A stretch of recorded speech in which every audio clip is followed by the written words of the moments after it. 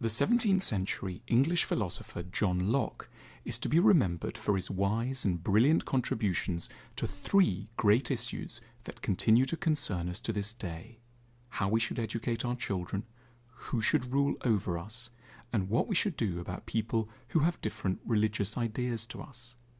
Locke was born into a quiet Somerset village in 1632. He was 10 years old when the English Civil War broke out, and his father became a captain in the Parliamentary Army. King Charles I was publicly executed in 1649, just a few feet away from where Locke was studying at Westminster School. The screams of the crowds heard in the library marked him deeply.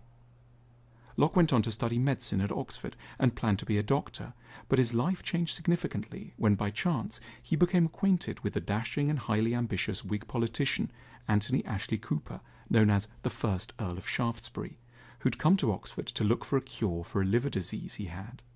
Cooper suggested that Locke move to London to become part of his household.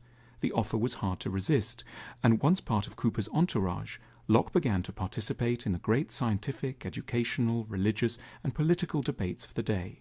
Along the way, he also helped to cure Shaftesbury of his liver complaint, earning his lifelong gratitude. The first question Locke grew fascinated by was what to do with people who don't agree with your religious views.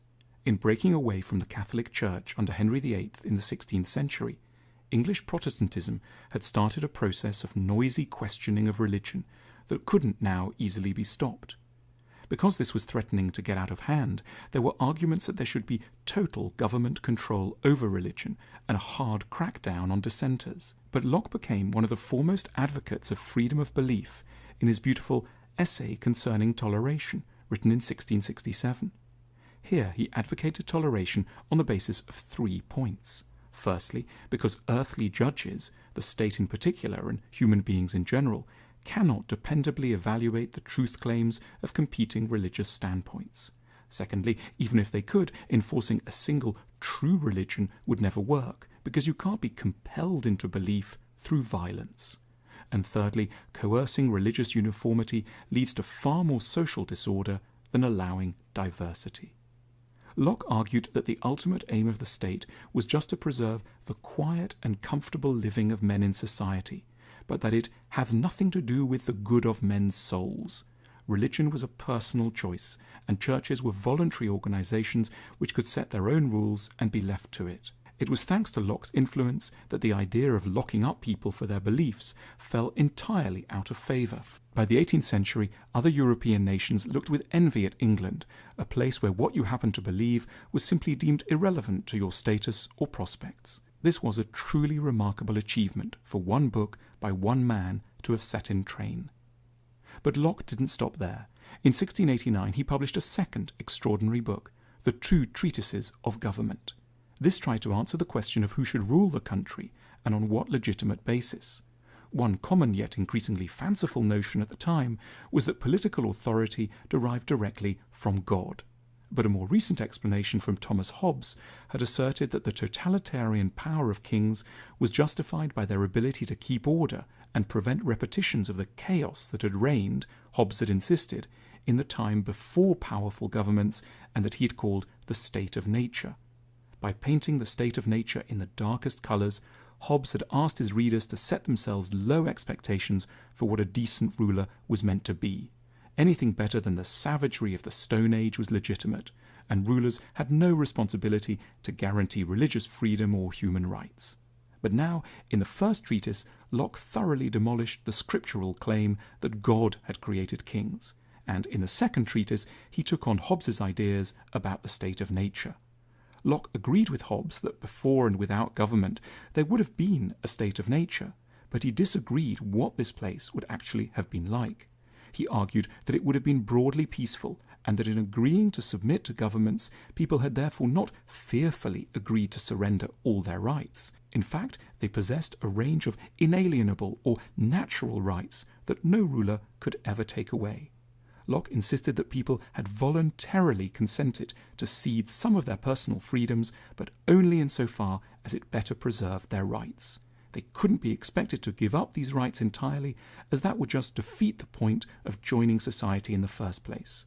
If a ruler started to act like a tyrant and unfairly deprive their subjects of their freedom or property, the subjects were then entirely within their rights to withdraw their consent, overthrow their ruler, and set up a new government.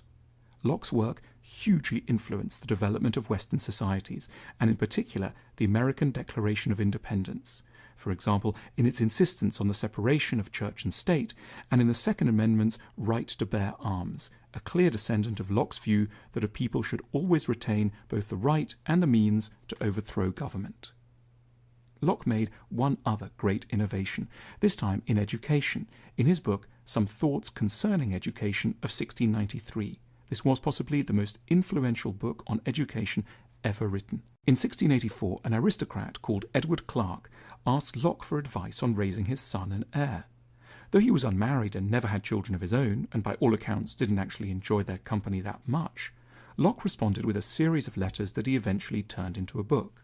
Locke began by saying that all of us start off in life with minds that are blank, tabula rasa, he called them, in another famous work, his Essay Concerning Human Understanding of 1689. The idea ran contrary to prevailing views that our minds are fitted at birth with all sorts of ideas about religion, ethics, morality, and government.